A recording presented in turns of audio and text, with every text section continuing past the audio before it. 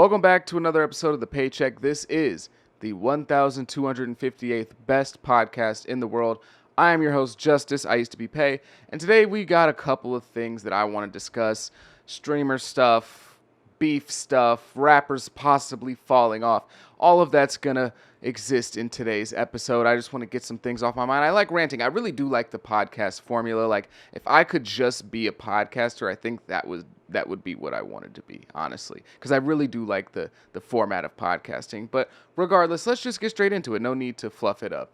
I want to talk about Plaqueboy Max. Now, Plaqueboy Max is somebody that I have discussed before in the past, and if you don't know who he is, Plaqueboy Max is a streamer. He's one of the biggest streamers in the streaming scene. You know, he's not quite Kai Cenat or Speed, but he's like a tier below them. Like I would say Kai Cenat and Speed are like S tier streamers, and Max is an A tier streamer. So he's one of the biggest in the world.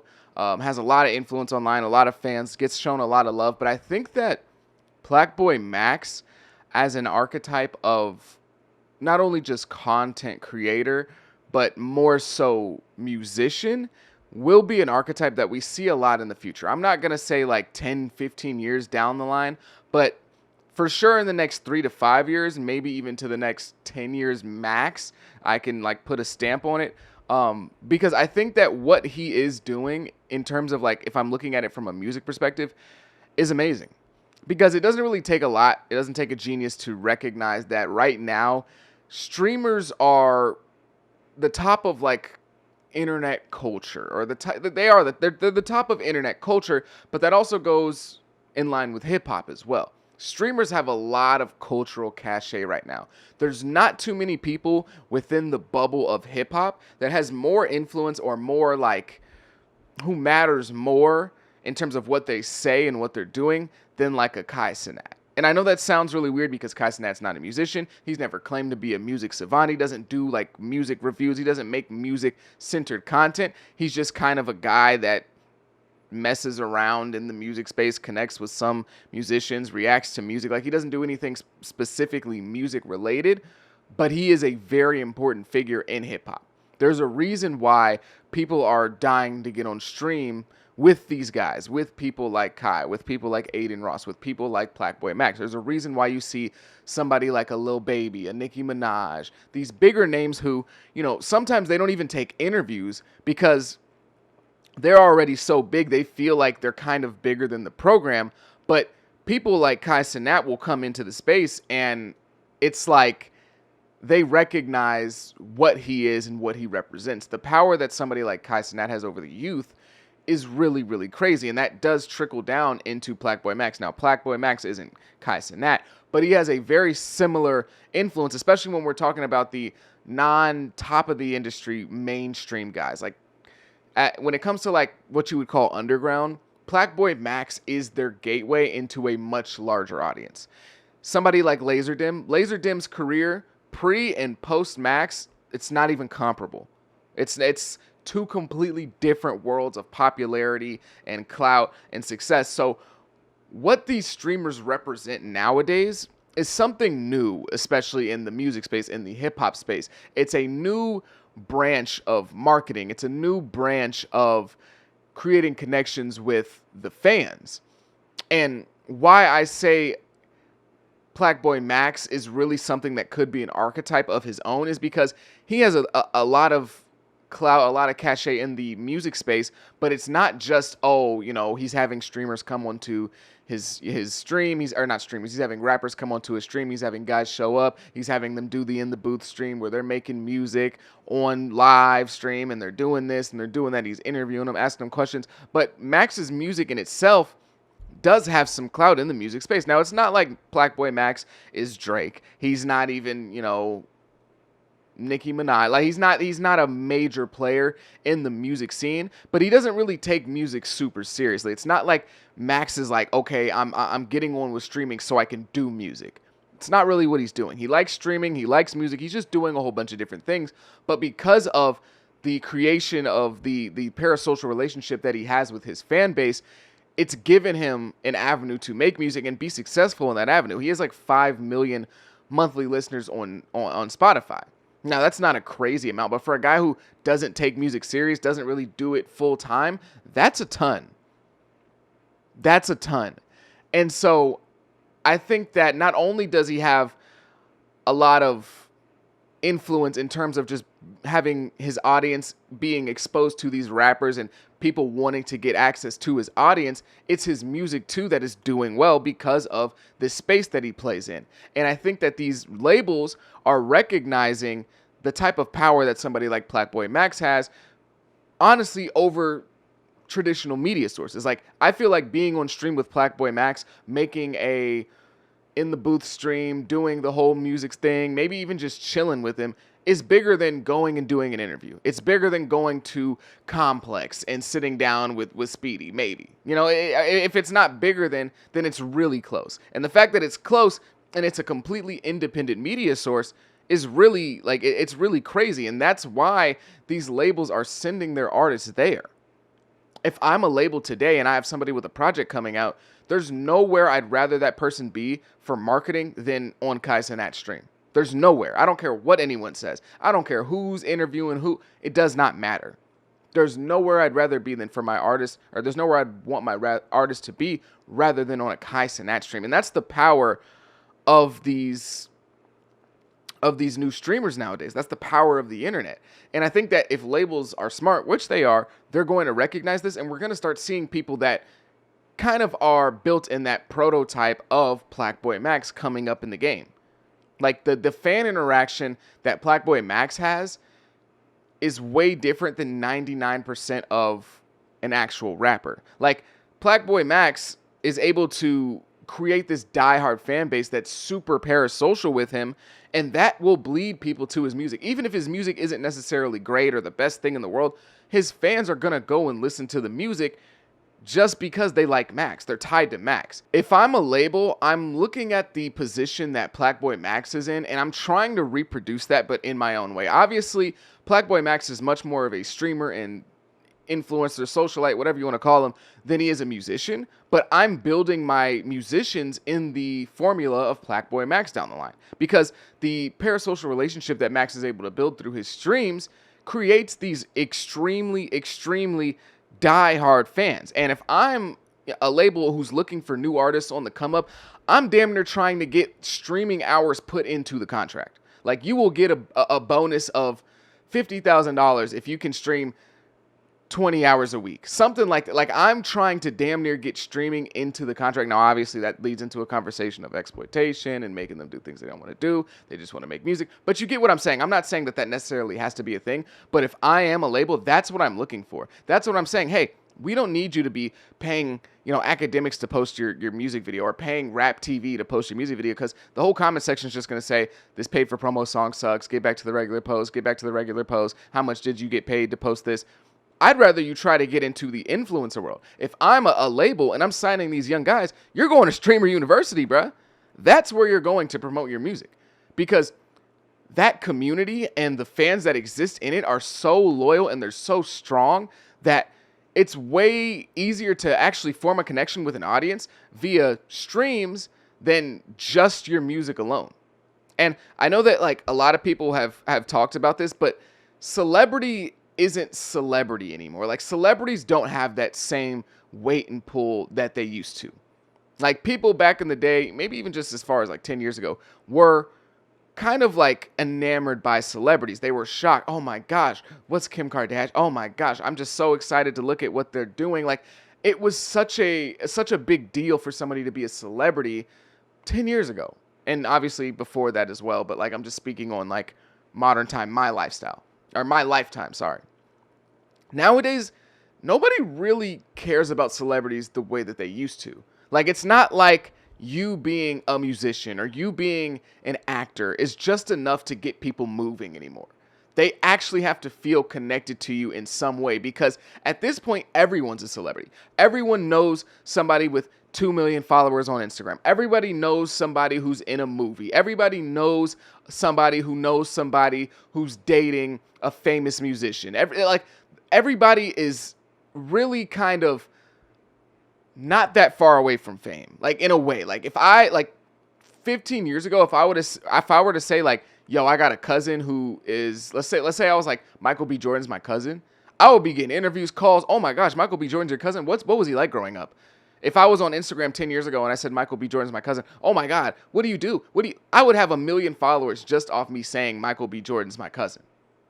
Now, if I were to do that today, if I were going to go onto TikTok today and post a video of me with Michael B. Jordan at like a family reunion or something, it would blow up, don't get me wrong, because he's Michael B. Jordan. But it wouldn't be this sort of like abstract thing where, oh my God, I can't believe that's so random. Like, let's follow this guy. Let's ask him. Like, it wouldn't be like I go from a complete nobody to now I'm an influencer in my own right.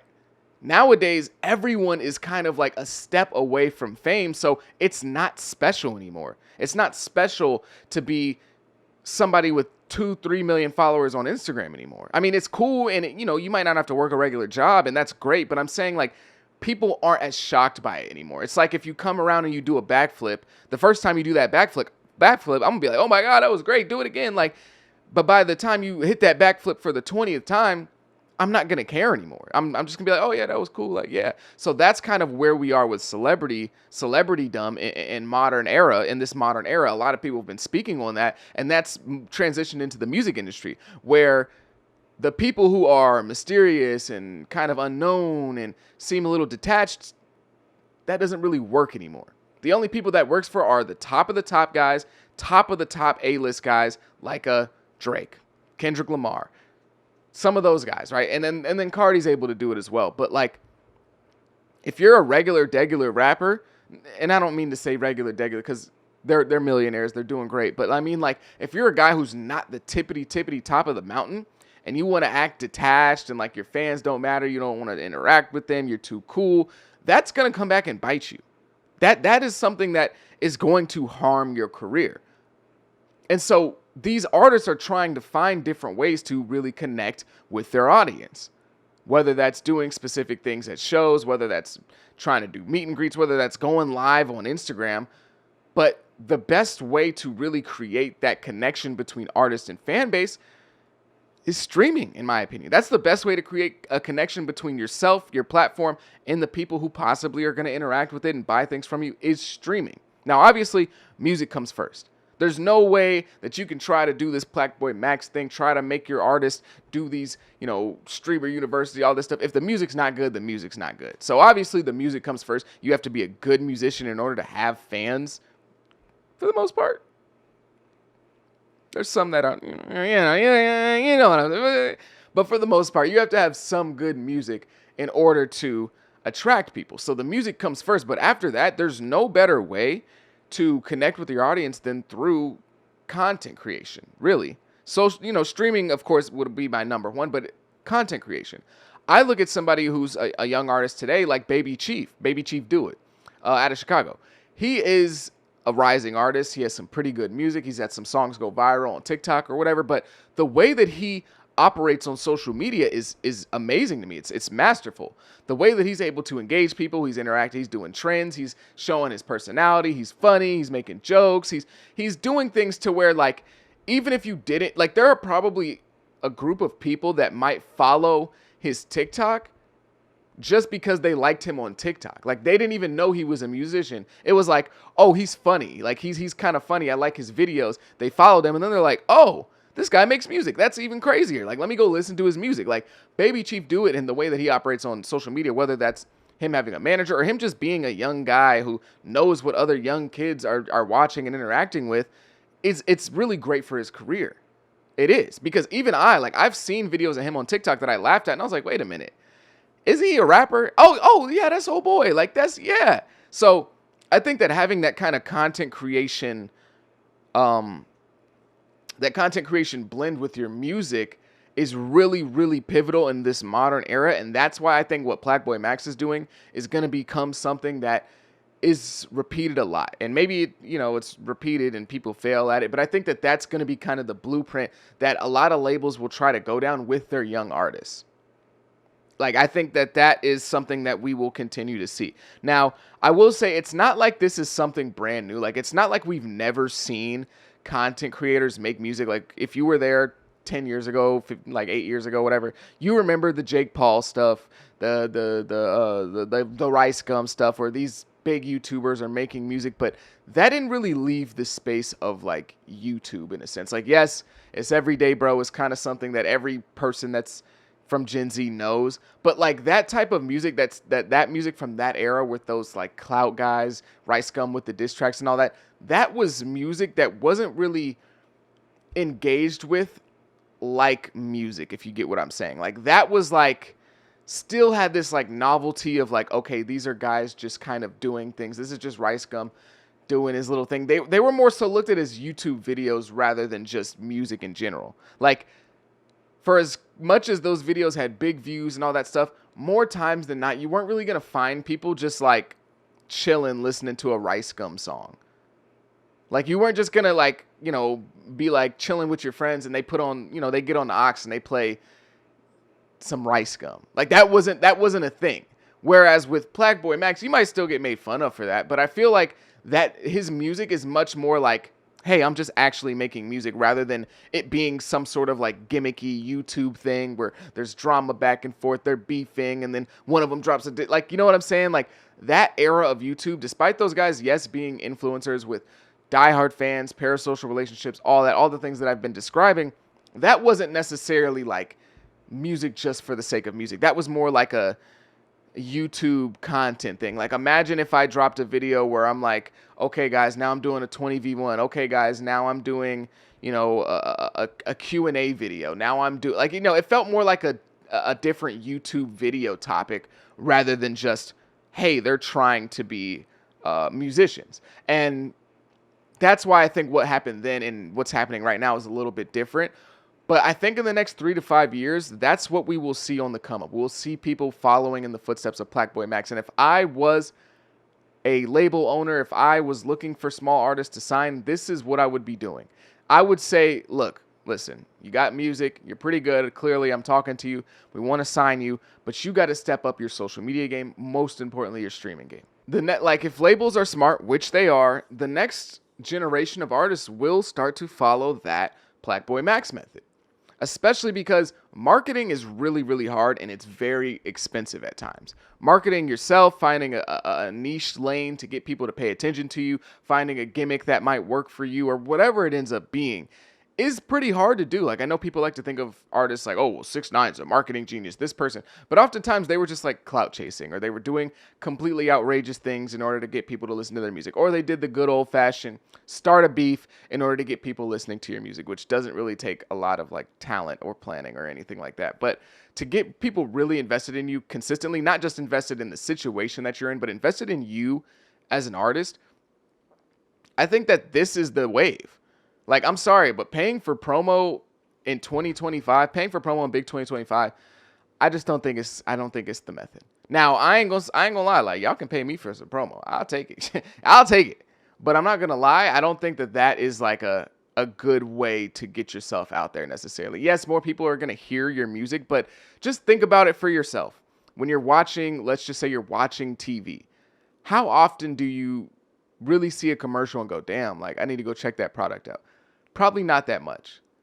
Even when you're watching YouTube, you see a promo, you're probably not going to check it out. I mean, maybe if the product is amazing, and that's the idea, right? Somebody hears your song in a video, and it's such a good song that they go and listen to it and follow you and all that. Like, that's the idea. But more times than not, it just kind of goes in one ear, out the other. Some people will just skip through the promo. So I think that paying for promo, paying for placement in interviews, paying for that type of stuff, I feel like at this point, I would rather take the risk of just buying a streaming setup, buying an IRL setup, and just being you on camera. Just going, doing your thing, talking to the people. Maybe you're doing kind of what Max does, making music live. I feel like there's so many avenues that you can take with just content creation that is a lot more useful to actually building yourself than just here's $1,000. Please play 30 seconds of my song at the beginning of your stream or your video. You know what I'm saying? Like, I just think that's a little bit better. And even then, when I talked about like people making music on stream, rappers have been kind of like, they've been in the studio on like Instagram Live and stuff before, but like, it's never really like great content. It's like, they got a blunt in their mouth and they're previewing a song. Like, that's about it. But I'll say this, for as long as the internet and social media has been popping, snippets have been very, very popular, right? We all know that. We all have an artist that we think of, our favorite snippet, our favorite little clip that they played from a song, and then the song comes out. I remember specifically, what was that one song with Kodak and Travis? I can't, is it called ZZ? I don't remember. The one with the drums, the steel drums, the doo-doo-doo-doo-doo. You know that song. You know which song I'm talking about. That song, that snippet went crazy. That went crazy, crazy viral because the song sounded fire.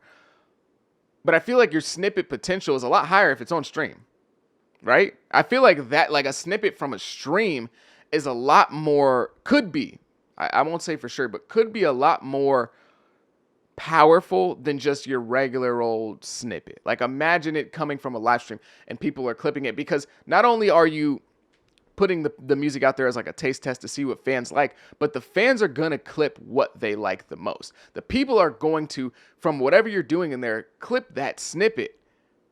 So you don't even have to like try to sit there and be like, okay, well, this song is cool, but like, I want to promote it, but which part of the song do I go for? I don't know, the first 30 seconds, the hook, the verse, which part? The fans are going to pick for you.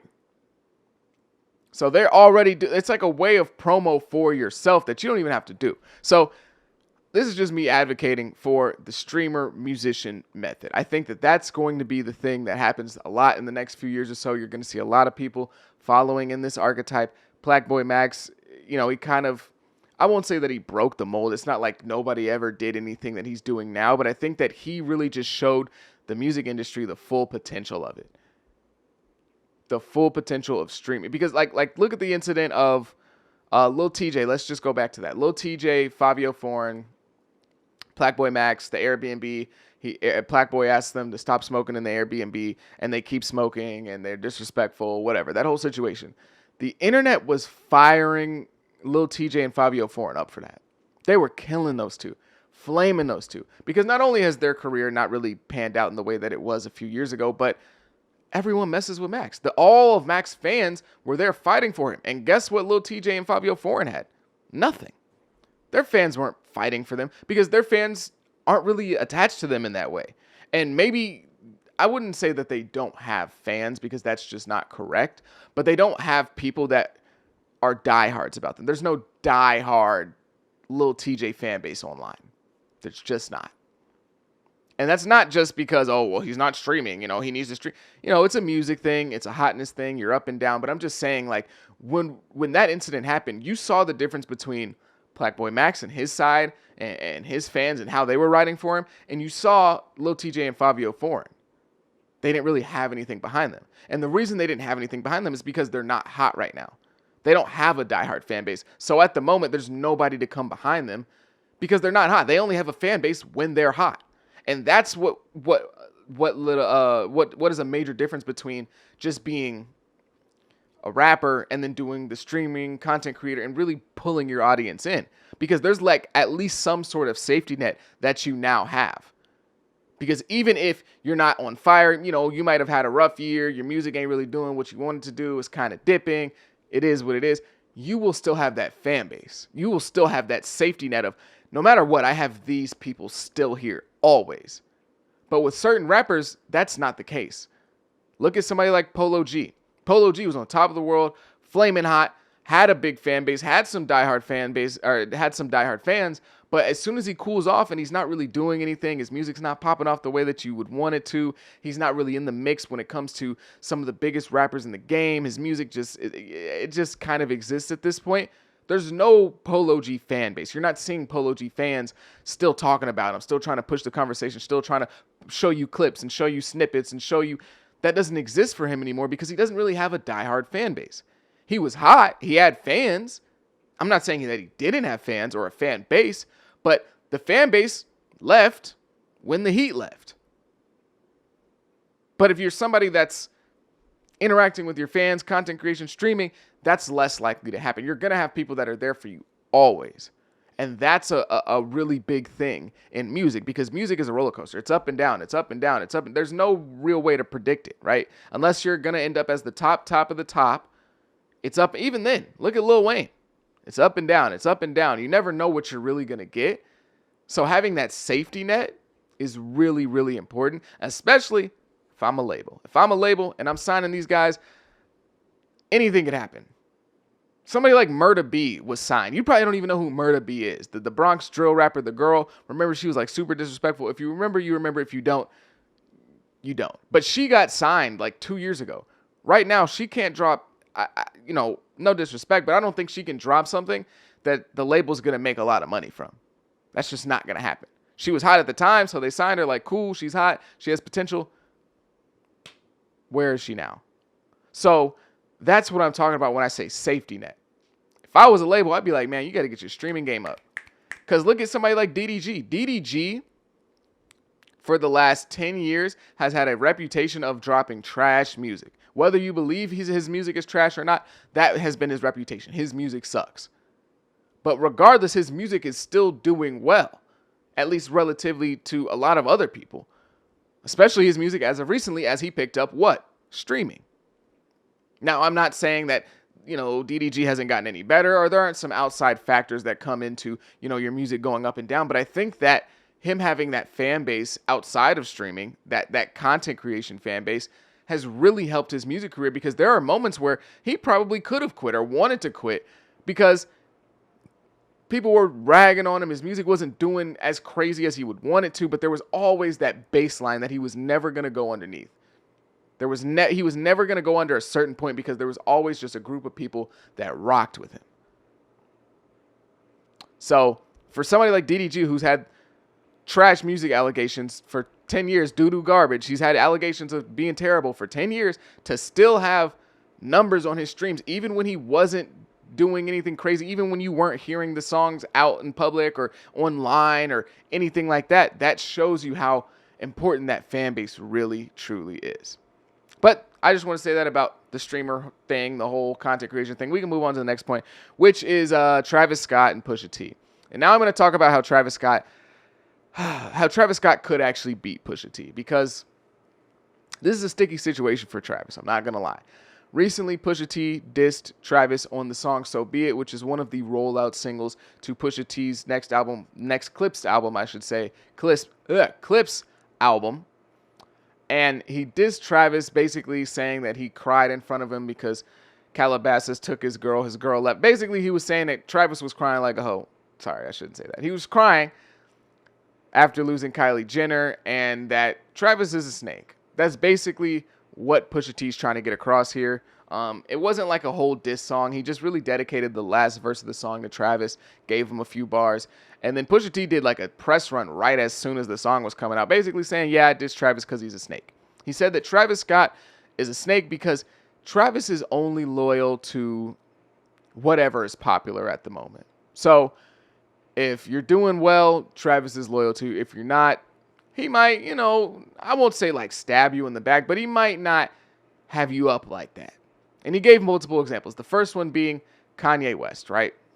When Travis Scott dropped his album Astroworld and he had Drake on the song Sicko Mode, Drake dissed Kanye on his album. Now, Kanye has been a guy that's helped Travis throughout his career. Travis has looked up to him. That's a really, that should be a somewhat tight bond, let's just say. I'm not saying that I know what their relationship is like in real life. I'm not saying that Travis owes Ye the world and he should never put a wrong foot against Kanye, but like, you would at least assume that somebody that's done a lot for somebody else in their career would have some sort of like respect enough for them to be like, yo, like, don't diss him on my stuff.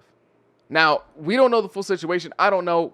We don't know, right? But Drake dissed Kanye on Sicko Mode. He literally described the directions to driving to Kanye's house from his house on Sicko Mode. And that's crazy. That's insane. And yeah, you can say, oh, well, Travis ain't got nothing to do with it. He should stay out of it. And I would agree that ain't got nothing to do with him. If his friends are beefing and he's not in it, he's not in it.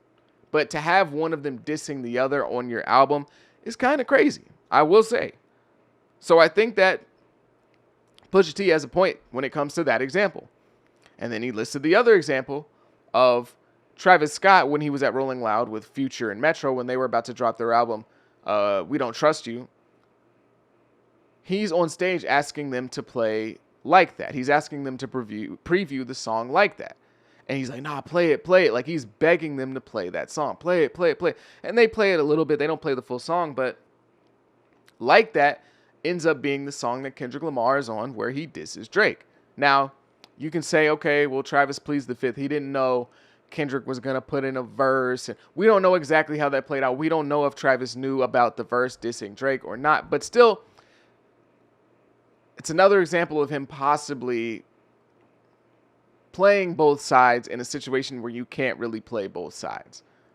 Now, again, we don't know. Travis could have not known. But at the end of the day, if this was just a solo incident, you could say, okay, well, maybe Travis just didn't know. But this has happened a few times now. And so you start to have to raise some questions when it comes to the way Travis is moving. Then he lists another example, which is when Travis was about to drop Utopia. Travis is going to drop Utopia. He's showing Pharrell his music, showing Pharrell and Pusha T. He's excited. He's ready to show them his music. And he previews them the song Meltdown. Now, Meltdown is a song in which Drake is featured on it. And Drake is on the song dissing Pharrell and kind of Pusha T as well, but dissing them. Like, I didn't even think about it until just now. Drake says, melt down the chains that I bought from your boss, basically talking about the chains he bought from Pharrell. The song is actually called Meltdown. Like, I don't know why that just now, like, I feel like an idiot for just putting two and two together now, but the song itself is called Meltdown. And Drake is rapping about melting down the stuff that he bought from Pharrell in like a disrespectful manner. So that's another example that Pusha T was giving of saying Travis Scott is a worm. He's a WHORE is what he called him. Now, Travis didn't get a full song from Pusha T. It wasn't a full diss song. But the way that Pusha ended that song, ended that verse, was kind of like a, yeah, F you, do something about it. It was kind of like it was more than a poke, right? Because you can start some fights with a poke, but it's not a definitive like, okay, you poked him, he has to do something. It was more so of a, Pusha walked up to Travis and shoved him as hard as he could. Like, just shoved him as hard as he could. To where it's like, you have to do something. Like, just like, not necessarily like, I don't know how to put it, like, you shouldn't, like, in real life, but like, if somebody's going to push you that hard, you have to do something.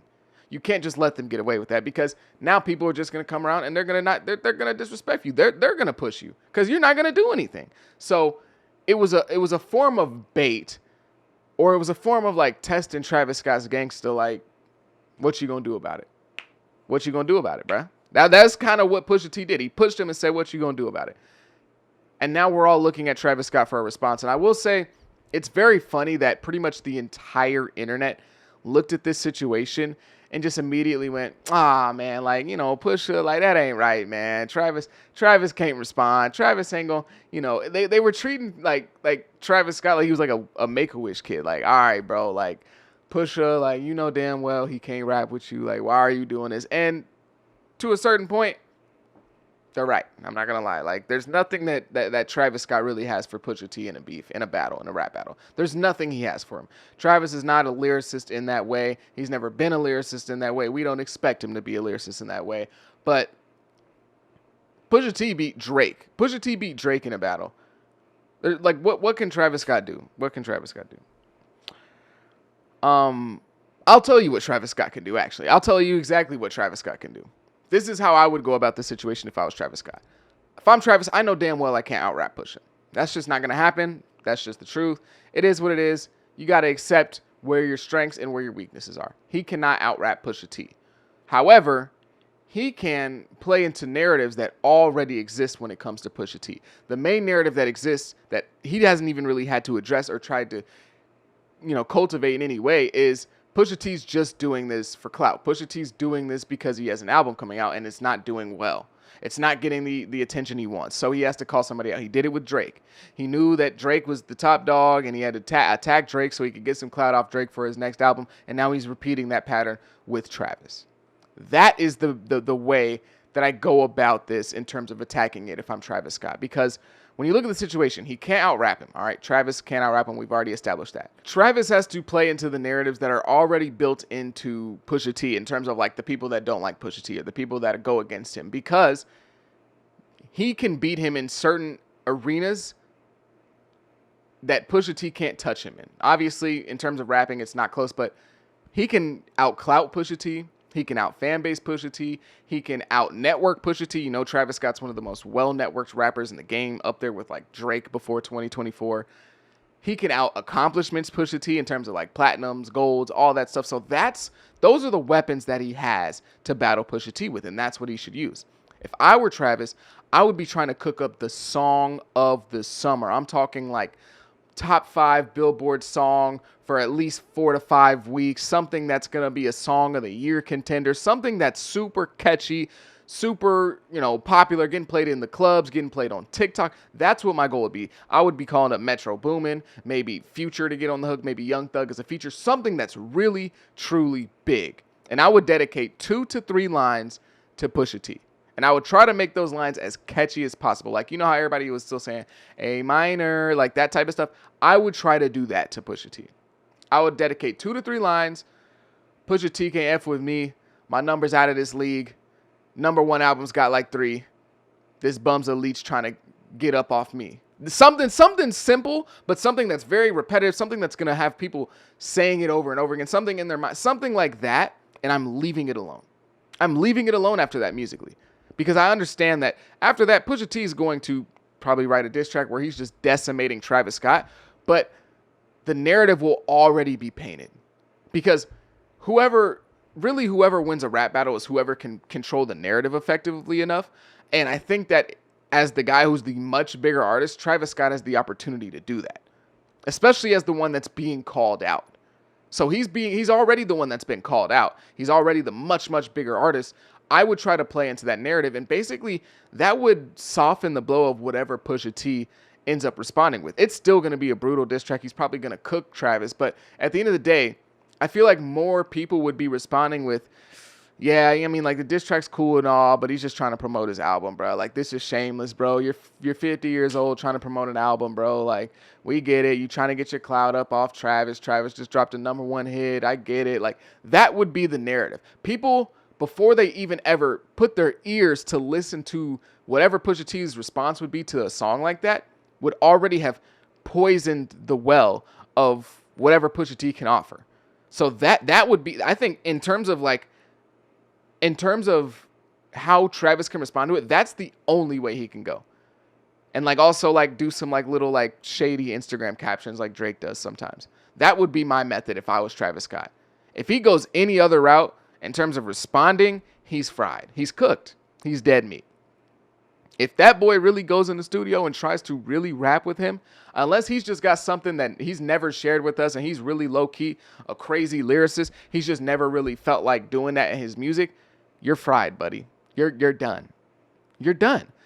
If I were to actually put a prediction out there, though, in terms of what I think Travis Scott's actually going to do, I would say Travis just never responds. I'm going to be honest. I don't think Travis ever responds. He might have a bar or two where he throws a subliminal, but I don't think he's ever going to respond in like a diss track.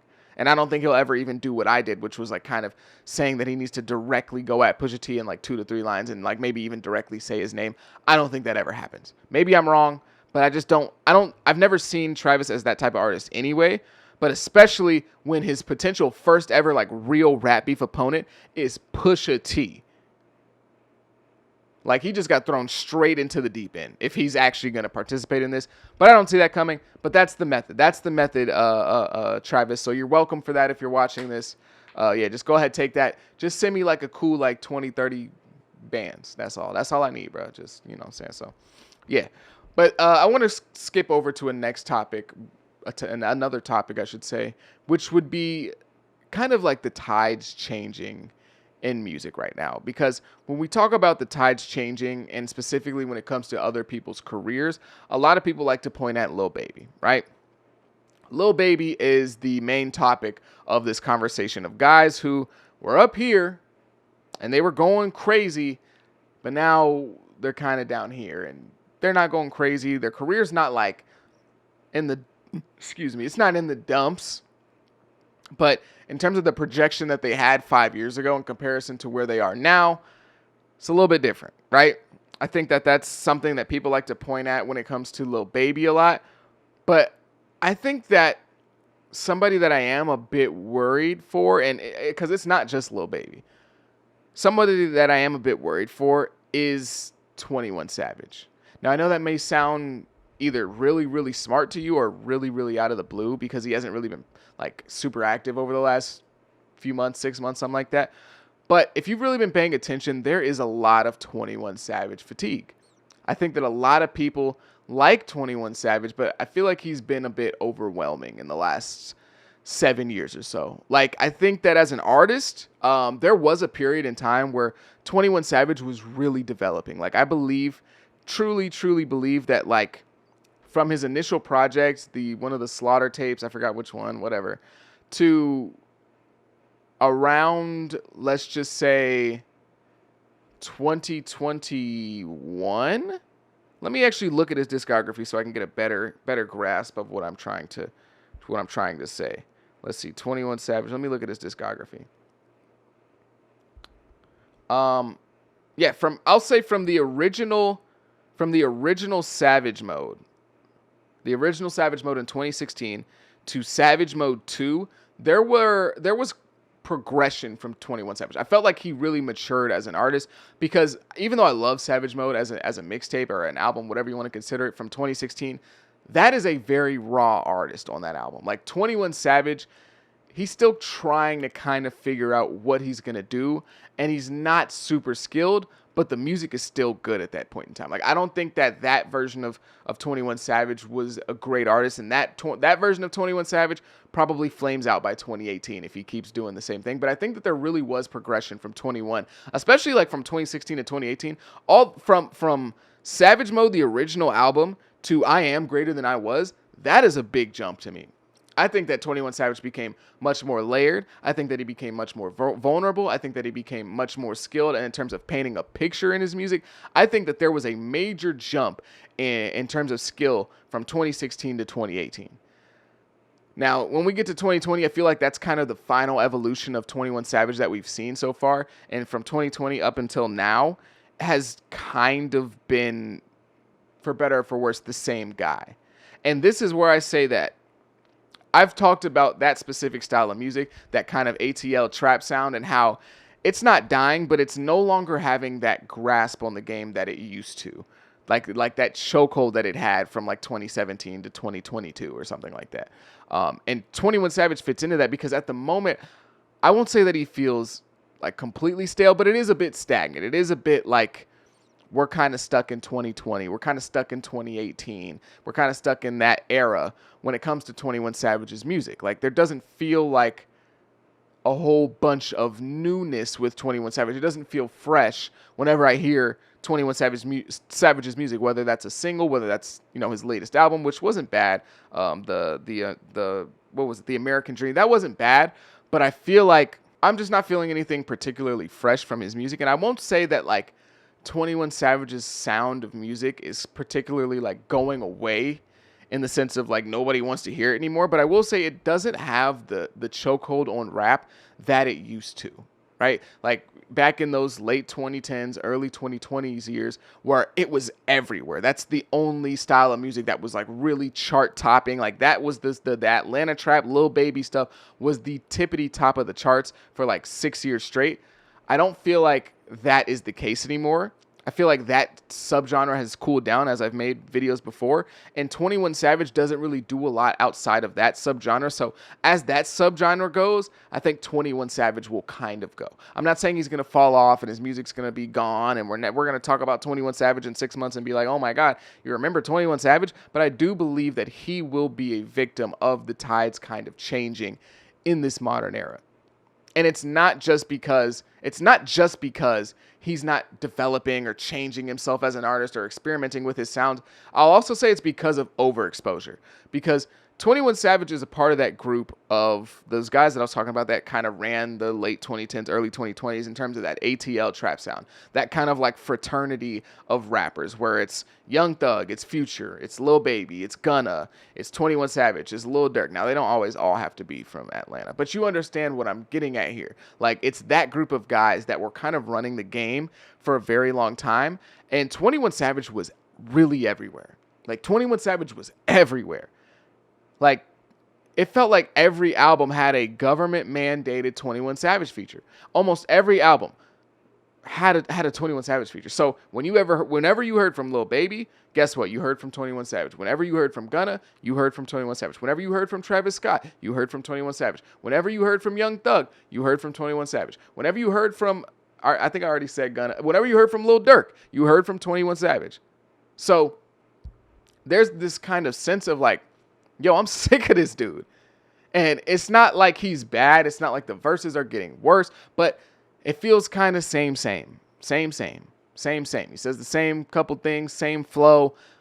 It's not bad. It's cool, but it's the same. And then he's getting onto these bigger artist projects because they understand what's hot at the time. So every time we were hearing from Drake, guess who we were hearing from? 21 Savage. Even when we were hearing from Kendrick sometimes, we like, you get what I'm saying? Like, not necessarily. I don't even know if Kendrick has a song with. I might have just been talking there. I might have just been chatting there. But you get what I'm saying. Like, even the big artists had to adapt. J. Cole, we were hearing from 21 Savage. So, not only was it the fraternity that 21 Savage was in when it comes to that Atlanta music, it was also the fact that everyone was. Yeah, I don't know why I said Kendrick. That was weird. But everyone that was in the space of rap who was trying to adapt to this modern era realized that, hey, 21 Savage is the guy right now. I got to make a song with 21 Savage. So they went and did that. And so it's not just that 21 Savage makes a very particular type of music, makes a music form or a subgenre of music that's kind of going away.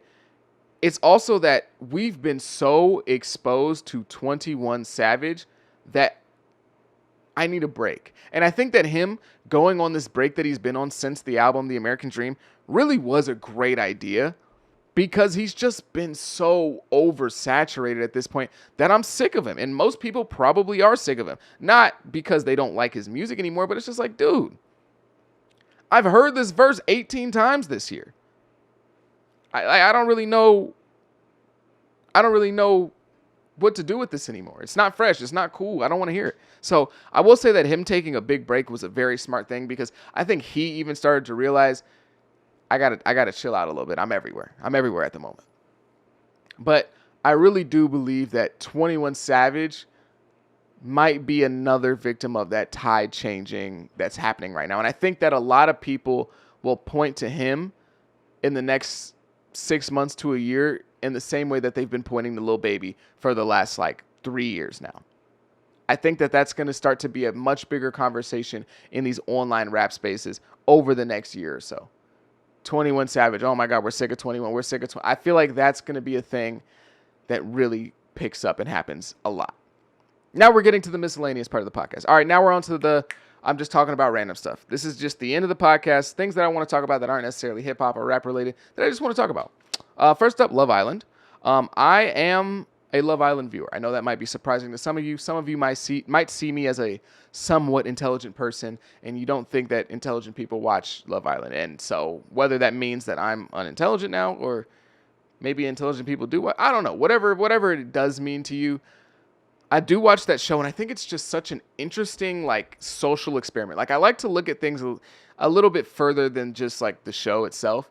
I think it's such an interesting experiment on humans and the way that they behave in certain places because that really is like a chamber hidden away from the rest of the world. These people, to prepare for Love Island, are kept away from their friends and family for weeks, and they don't even really have a phone in preparation for Love Island. And then once they get to actually making it onto the show, they don't have a phone. They don't talk to their friends and family. They are on an island with complete strangers. 24/7. 24/7 with complete strangers. They wake them up at 6 o'clock in the morning. They make breakfast for each other. They have to sit around and talk to a bunch of strangers. They then do a challenge where they end up kissing a bunch of strangers and they couple up with this new person that they just met, and they're all looking for love, and they're trying to work out these feelings and have these dinners, and they're talking to each other, and there's drama, but they're all doing this with strangers. Complete strangers. And then when you watch the show sometimes, when somebody gets eliminated, the people are crying. They're like, oh my God, my friend, my best friend. And it's always so interesting because they've known these people for 2 weeks. But when you really think about it, if you've been isolated from your friends and family for weeks, You have no phone. You don't know what's going on in the outside world. All you know is this little island, this little villa with these beds and these bikinis and these people. And that's all you know. And the cameras are on you 24/7. You're wearing a mic 24. This is all you know. So while you are a stranger, yes, after a few days, that person is somebody that you're hanging with 24/7. Think about it. How many people do you really see 24/7? Maybe your parents because you live with them. Maybe your girl, you live with them. But outside of that, like nobody else. Nobody else. If they're not in your direct home, you're not seeing them pretty much 24/7. And even if they are in your direct home, you spend 8 hours at work. You spend 8 hours at school. You spend 3 hours playing basketball. You spend 4 hours doing this. Everything that these people do are with these complete and utter strangers. They're locked in. And so, while, yeah, they've only been there for 2 weeks, I understand that in your mind, that 2 weeks feels crazy. That is your brother. That does feel like your brother at this point. Like, I always thought it was so funny because they'd be like, oh, man, it's my best friend. Like, oh, my God, I love somebody. This is my best friend. This is my... And as goofy as it looks, I think on a human psychology level, I think the feelings that you get from your best friend in the outside world, in the regular world, would be pretty similar to what you get when you're stuck on an island for weeks upon end, seeing this person 24/7. You don't get time off from these people. All you're there to do is talk to the women.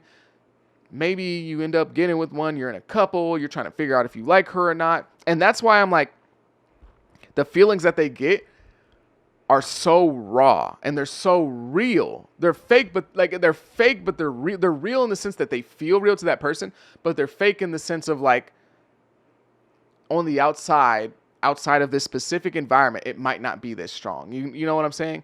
Like, inside that villa, I guarantee when those people couple up and they're together for weeks upon end, they feel like that's their wife. That's their woman for life. Because again, they're not going to work for 8 hours. There's no separation. You're just with them all day. And that's got to psychologically mess with some people. Like when old girl Huda crashed out in that season, for as ridiculous as it was, because they were only together for like 10 days,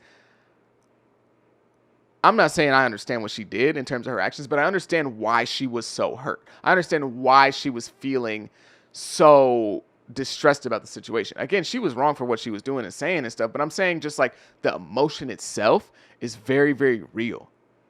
It's because they coupled up on day one. They were already like basically closed off from everyone else. Like, that stuff, like, that's like, I really need there to be studies about Love Island. Whenever the show wraps up, I need there to be studies about Love Island, because I really believe there's a lot that we can learn about human beings as people from Love Island, and how we feel and how our emotions act and how we interact with each other. Like, there's a lot to unpack there that I don't think has ever gotten the attention that it really deserves. Maybe there already are studies on Love Island, but there needs to be more research poured into that, because what these people are experiencing is something that is really, really strange. Like, really, really strange. But that's just something I wanted to get off my chest. I'm excited for tonight's episode too. I like Love Island. It's one of my favorite shows. We're going to do a quick prayer circle for Charles Oliveira. Charles Oliveira is my favorite fighter of all time. He recently got flatline KO'd by Ilia Topuria in the first round. I want to say that I knew this was going to happen. I did. I just didn't want it to. It was inevitable. I knew he was going to get knocked out. The combination of Ilia being the best boxer in UFC history with insane power, and Charles having some of the worst boxing defense ever, not really moving his head off center line, and also not having a great chin, was a terrible combination. So I knew it was coming. I wanted to fight it. I didn't want to believe it, but it was the truth. So prayers up for Charles Oliveira. My heart hurts right now. I was sick last night. I was sick. I was disgusted.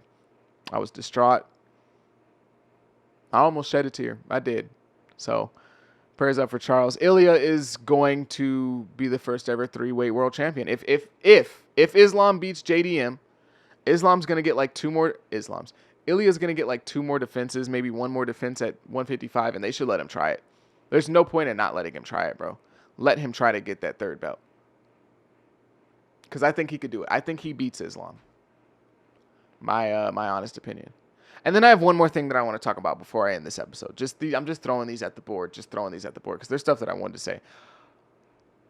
Am I weird for no? Okay, for one, the AI memes and stuff, I hate them, but sometimes they're funny. Because I am your friend who's too woke, who doesn't like AI. But the memes are kind of funny now. They are. Some of the memes are pretty funny. I will say though, it's so crazy how we get access to AI as a public. We get access to making memes and stuff with AI, and the first memes that most people go to are just straight racist memes. Like the amount of like YN does this, YN does that, black people do, like I've seen so many just like blatantly racist AI memes that it's like, it's crazy. We get a new powerful tool to create something. Even though AI sucks, we get a new powerful tool to create something, do something incredible that we've never done before, computer generations at a level that we've never done before. And what do humans do as soon as they get it? Racism. Immediately. It's a tale as old as time. As soon as we get something nice, racism. Straight away. So that's something I just wanted to point out there, even though, it is what it is. And also, have you ever noticed, like, there are certain telltale things about AI that will let you know that it's AI when you're watching it, right? Specifically with videos that are longer than like 3 seconds. When they start talking, there is an AI accent.